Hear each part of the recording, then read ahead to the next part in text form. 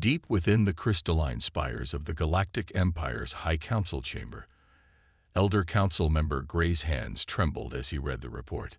In his 300 years of service, he had never seen anything like it.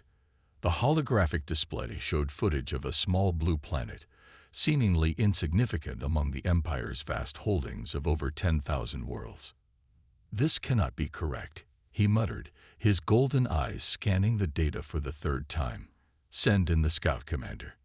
The massive doors slid open, and Scout Commander White entered, his usually confident stride now hesitant. He bowed deeply before the Council. "Explain this report," Gray demanded, his voice echoing through the chamber. "How can such a primitive species pose any threat to the Empire?" White cleared his throat. "Honorable Council, what we discovered about humans defies all our previous encounters with developing species. They are," he paused, searching for the right words, "different." Meanwhile, on Earth, Admiral Smith stood in the underground command center of the Global Defense Force, watching as streams of decoded alien transmissions scrolled across the massive screens. Years of secretly intercepting and decoding alien communications were finally paying off. "They still think we're primitive," Smith said, a slight smile playing across his weathered face. "Good." The command center hummed with activity as analysts processed the intercepted data. Humanity had known about the Empire for decades, carefully hiding their technological advances while preparing for the inevitable first contact. Back in the Empire's council chamber, White activated a holographic display. "Observe their warfare evolution," he said, showing scenes from Earth's history. "Most species develop weapons in a linear fashion. Humans, they kept every weapon they created, adapting and improving them all. They still use primitive projectile weapons alongside energy weapons they reversed engineered from our probe debris." The council members murmured among themselves. This was unprecedented. "That's not the most concerning part," White continued. "They adapt during battle. Our simulations show that even if we destroy 90% of their military assets, they'll develop countermeasures against our weapons within days." In Earth's command center, Lieutenant Brown rushed into Admiral Smith's office. "Sir, we've detected Empire scout ships entering the outer solar system." Smith nodded calmly. "Right on schedule. Launch Operation Mirror. Across Earth, hidden facilities activated. What appeared to be civilian structures transformed into military installations. Orbital satellites revealed concealed weapon systems. The planet's surface rippled as underground bases prepared for emergence." The Empire's scouts approached cautiously, their sensors probing Earth's defenses.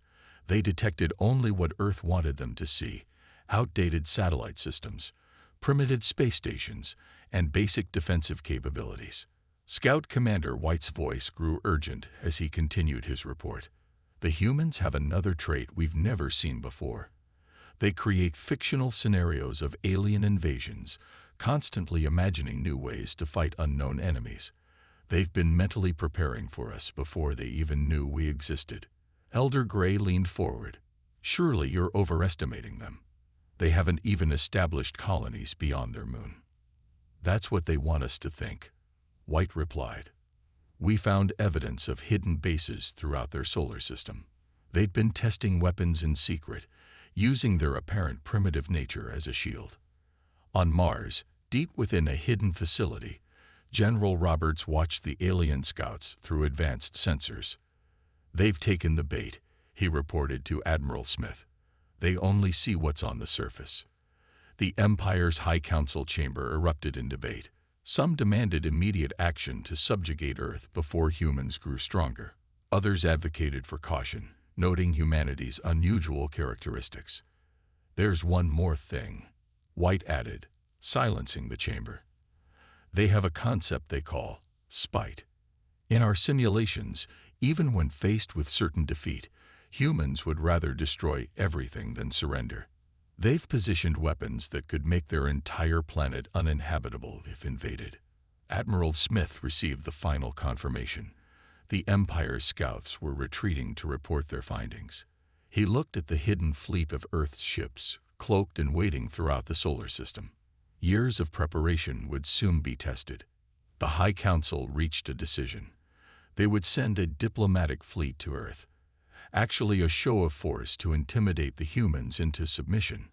They had no idea they were falling into humanity's carefully laid trap. As Scout Commander White left the chamber, he couldn't shake an unfamiliar feeling. Fear, for the first time in the Empire's history. They were about to fight an enemy that had been preparing for them long before first contact. The stage was set. The Empire's first war with humans was about to begin, and nothing in their 10,000 years of conquest had prepared them for what was coming.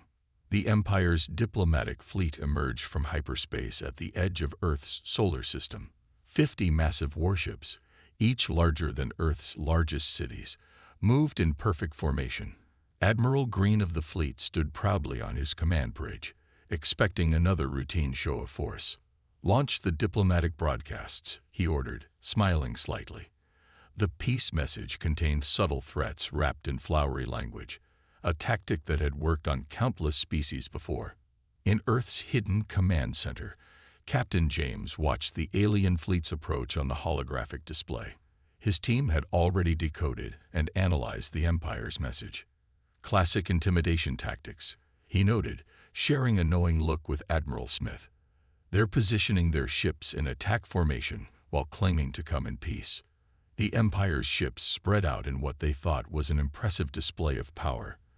They didn't notice the thousands of cloaked human satellites tracking their every move, or the hidden weapons platforms scattered throughout the asteroid belt. Admiral Green frowned at Earth's response, a simple message accepting their diplomatic visit. "No panic, no awe," he muttered. "These primitives should be trembling at our might." Deep beneath the Pacific Ocean, Earth's largest hidden fleet base activated. General Roberts watched as hundreds of advanced ships powered up, their crews ready but waiting.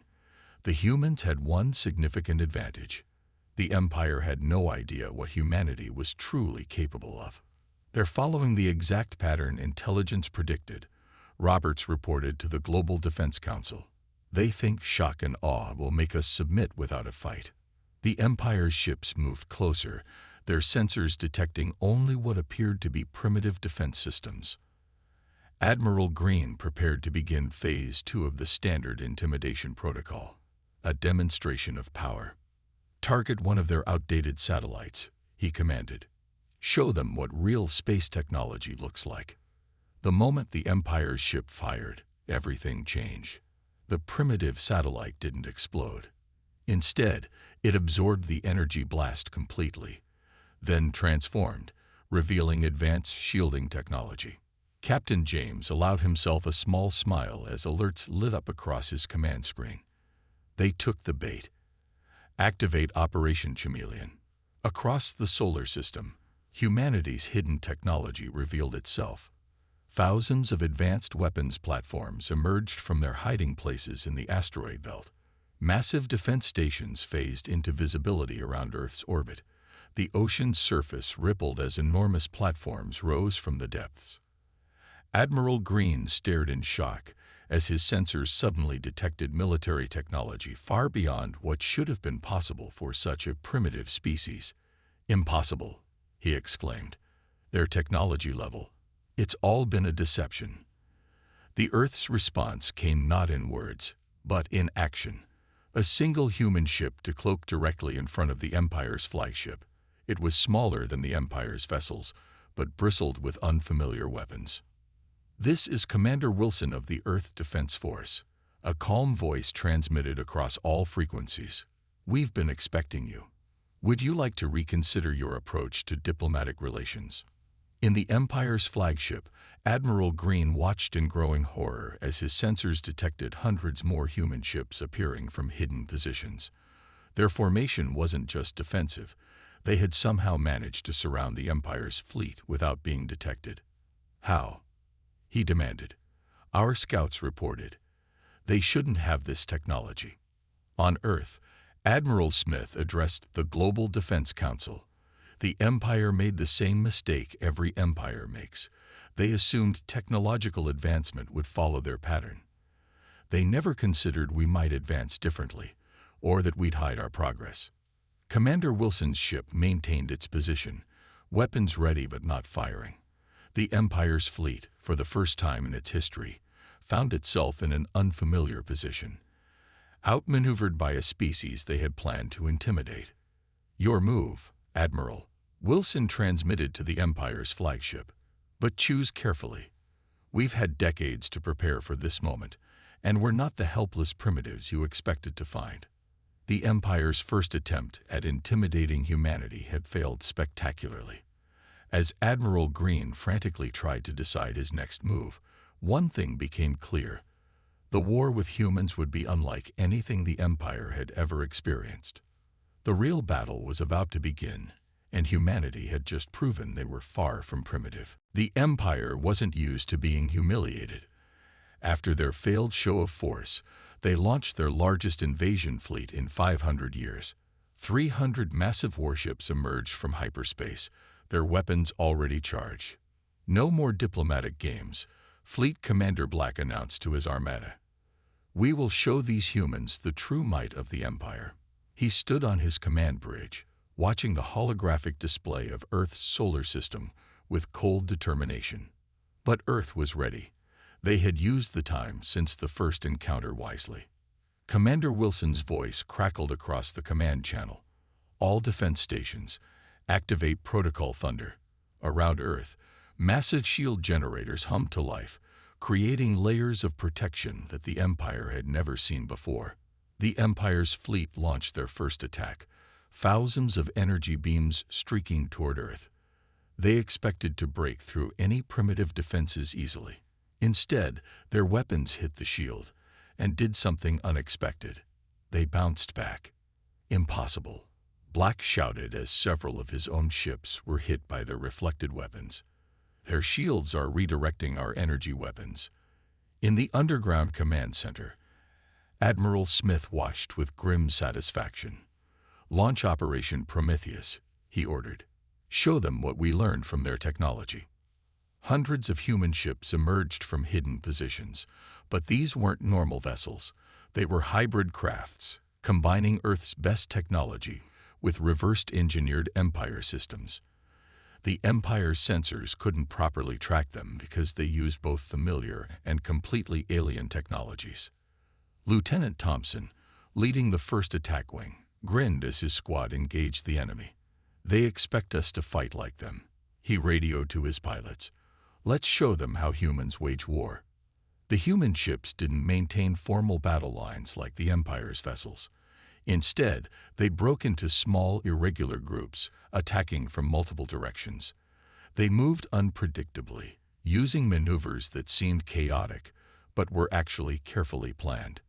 Black watched in growing horror as his neat formation began to break apart. "What kind of warfare is this?" he demanded. "There's no pattern, no proper military structure." In orbit around Mars, Earth's secret weapon activated. What appeared to be a small research station transformed into a massive weapon platform. It fired something the Empire had never seen, a combination of traditional missiles and energy weapons wrapped in a field that made them nearly invisible to Empire sensors. "Sir," one of Black's officers shouted, "we're detecting weapons approaching. But the signatures keep changing. We can't lock our defenses onto them." The human attacks hit the Empire fleet hard. Their ship's shields were designed to block specific types of weapons, but these hybrid attacks slipped through their defenses. 20 Empire ships exploded in the first wave. On Earth, General Roberts coordinated with ground forces. "Begin surface-to-space barrage," he ordered. The Empire watched in shock as weapons launched from Earth's oceans, deserts, and even what appeared to be civilian buildings. "How are they hiding so many weapons?" Black demanded. "Every time we adapt to one threat, they reveal 3 more." Lieutenant Thompson's squad demonstrated another human innovation. Their ships could quickly switch between different weapon types. One moment they fired traditional missiles, the next energy beams, then some completely new weapon the Empire had never seen. The humans, Black realized with growing dread. They'd been studying us for years. They know all our weaknesses, The battle raged across the solar system. The Empire's superior numbers meant little against humanity's adaptability. Every time the Empire thought they had the upper hand, humans changed their tactics. In the command center, Admiral Smith received reports of Empire ships retreating. "They're learning," he noted, "but not fast enough." The Empire had lost 60 ships in just a few hours, more than they had lost in the last century of conquests. Black stared at the battle display, watching his mighty fleet being torn apart by what should have been an inferior force. "Send the emergency signal," he ordered quietly. "The humans. They're not just fighting us. They're learning during the battle, adapting. Every minute we fight them, they get stronger." As the Empire fleet retreated in disorder, humanity had sent a clear message. Earth would not be conquered. The real war was just beginning, and the Empire was facing an enemy unlike any they had ever encountered. The humans weren't just ready for war. They had been preparing for this moment for generations. After defeating the Empire's invasion fleet, Earth's military leaders gathered in the Global Defense Command Center. The room buzzed with activity as holographic displays showed the positions of human forces throughout the solar system. "We've bloodied their nose," Admiral Smith said, looking at the assembled commanders. "Now it's time to show them we can punch back." On the main screen, Operation Prometheus Phase 2 appeared. It wasn't just a defensive plan. It was humanity's first strike into Empire territory. Lieutenant Thompson stood before the council, displaying the data his squadron had gathered during the battle. Their ships use a standard shield frequency. Once our hybrid weapons cracked it, we downloaded their entire navigation database. The Empire had never bothered to change their codes or frequencies. Why should they? No species had ever beaten their shields before. "We know the location of every Empire base within 100 light years," General Roberts announced. He pointed to a cluster of red dots on the star map, "and their supply lines are completely exposed." In orbit, Earth's shipyards revealed their true size. What had appeared to be small satellite repair stations transformed into massive construction facilities. Hundreds of new warships were under construction, each incorporating the lessons learned from the recent battle. Commander Wilson walked through one of these shipyards, inspecting the newest vessels. "These ships are different from our first wave," he explained to his crew. "We've already adapted our designs based on what we learned about Empire weapons." The Empire had always relied on overwhelming force and superior technology. They never expected their enemies to improve so quickly. But humans had spent centuries preparing for this moment, developing technologies in secret and planning for every possibility.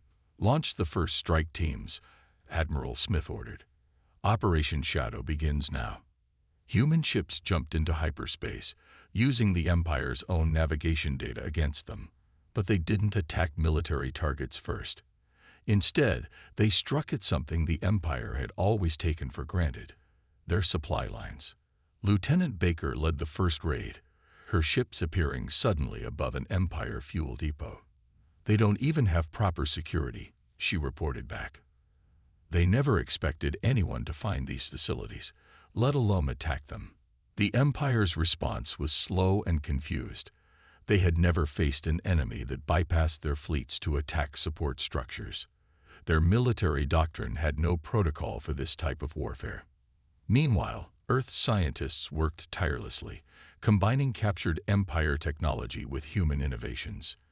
Each hour brought new developments, new weapons, new defenses.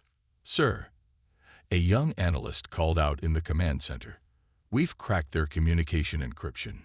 We can listen to every transmission they send." Admiral Smith smiled. "And what are they saying?" "They're panicking, sir. Their commanders are arguing about how to fight us. They've never seen anything like our tactics." In space, Lieutenant Thompson's squadron demonstrated humanity's latest innovation. Their ships could now partially mimic Empire energy signatures, confusing enemy targeting systems. "They see us as friendly ships until we're right on top of them," Thompson reported after another successful raid. "By the time they realize we're not their reinforcements, it's too late."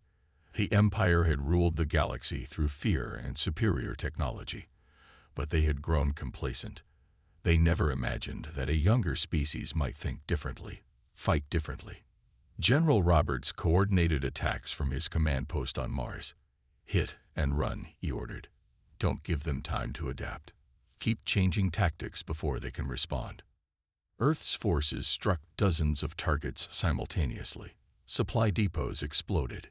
Communication relays went dark. Small, fast human ships appeared and disappeared before the Empire could mount an effective defense. In the Empire's capital, the High Council received increasingly desperate reports. Their commanders had no answer for human tactics. Every strategy they had developed over thousands of years proved useless against this new enemy. How do you fight an enemy that learns from every battle? One Empire commander wrote in his final transmission. "They don't just adapt, they evolve. Every victory we've achieved over other species means nothing against these humans."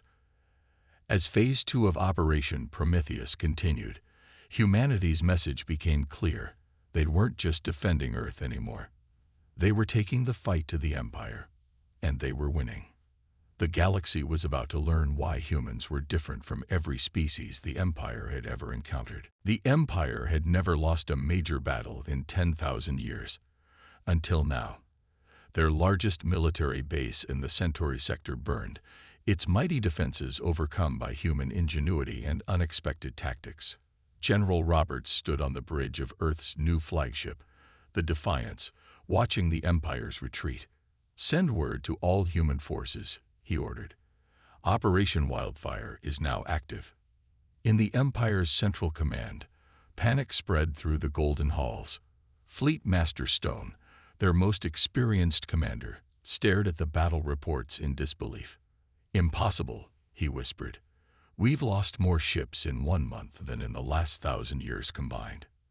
The humans had done something no other species had attempted.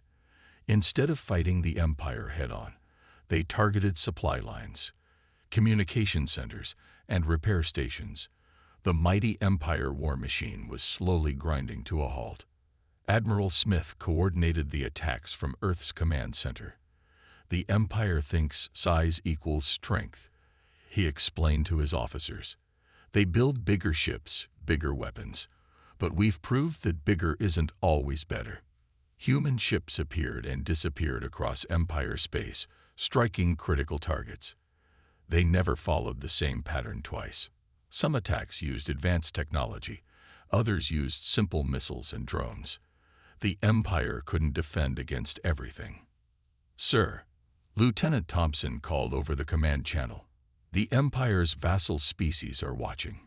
They're seeing that the Empire can be beaten." He was right. Throughout Empire space, subjected species began to whisper about the humans. Stories spread about the strange warriors from Earth who fought like no others.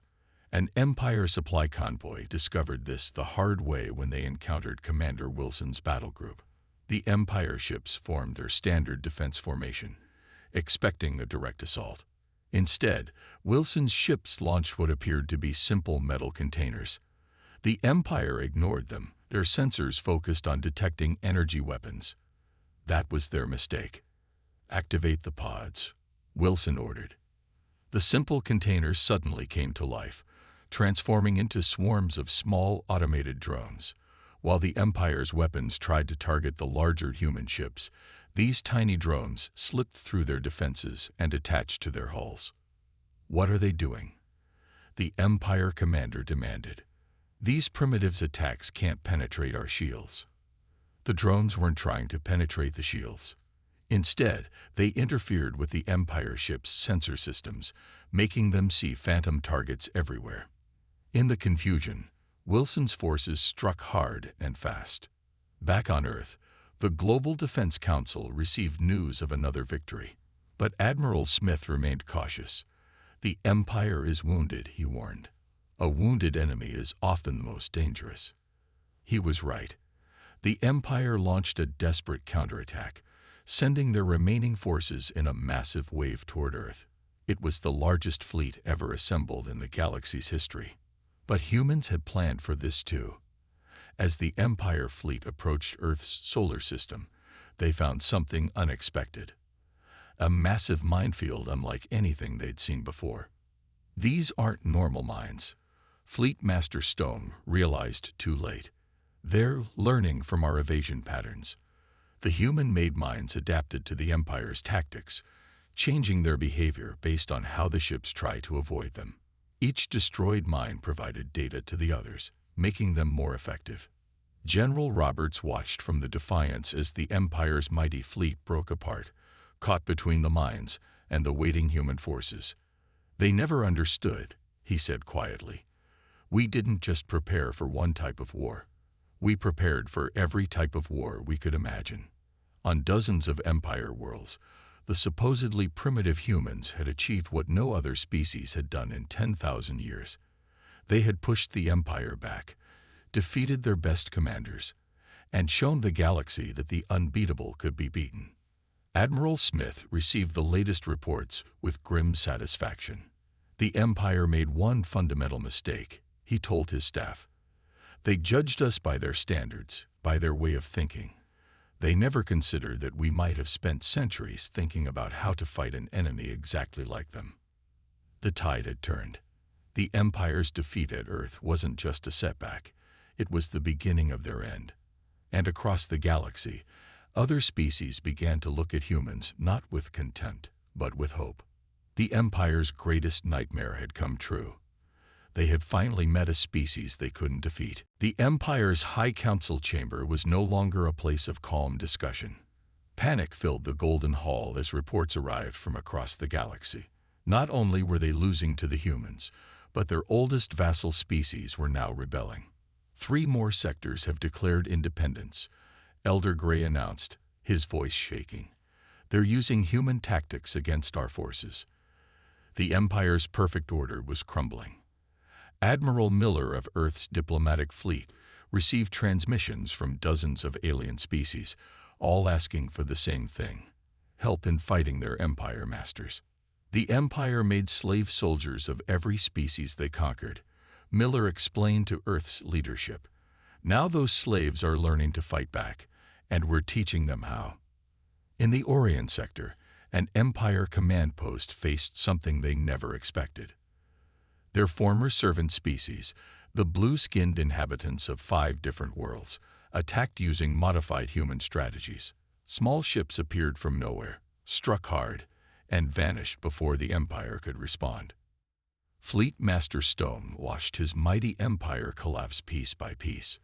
How? He demanded of his advisors. How can one species cause so much chaos? The answer came from an unexpected source. A young Empire scientist presented his findings to the High Council. The humans, he explained, they think differently. Every other species we conquered tried to match our strength. The humans found our weaknesses instead. In Earth's command center, Admiral Smith received news of another victory.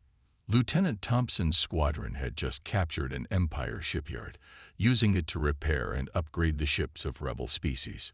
Give them the tools, Smith ordered, and teach them how to use them. The Empire needs to face enemies on every front. The Empire's military, once the most feared force in the galaxy, was now scattered and confused. They had always fought enemies who followed the rules of war they had created. The humans ignored these rules, and now others were following their example. Commander Wilson led a joint fleet of human and rebel ships, striking at the heart of Empire territory. They still think size and power are everything, he told his mixed crew. Show them how wrong they are. The rebel ships learned quickly. They copied human tactics, using small, fast attacks that confused Empire defenses. What started as a human war against the Empire had become a galaxy-wide revolution. In their desperation, the Empire launched an assassination attempt against Earth's leadership. They sent their best stealth ships, equipped with their most advanced cloaking technology. But humans had planned for this too. Hidden sensors detected the Empire ships long before they reached Earth. Admiral Smith allowed them to get close, then sprung the trap. Now they'll see what happens when they try to fight us in the shadows, he said, watching as Earth's defense grid activated. The Empire assassins found themselves caught in a web of automated defenses. Their ships, designed for stealth, had sacrificed shields for cloaking ability. They never had a chance. On the Empire's throne world, the High Council faced reality for the first time in 10,000 years. They were losing not just to humans, but to every species they had ever oppressed.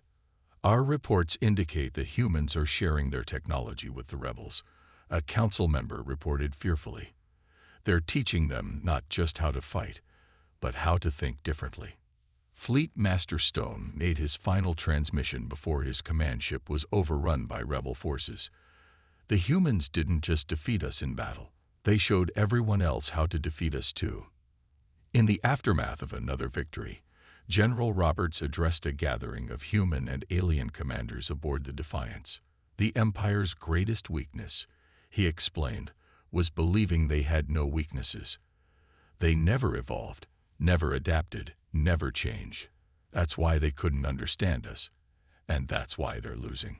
Admiral Smith received the latest intelligence reports with satisfaction.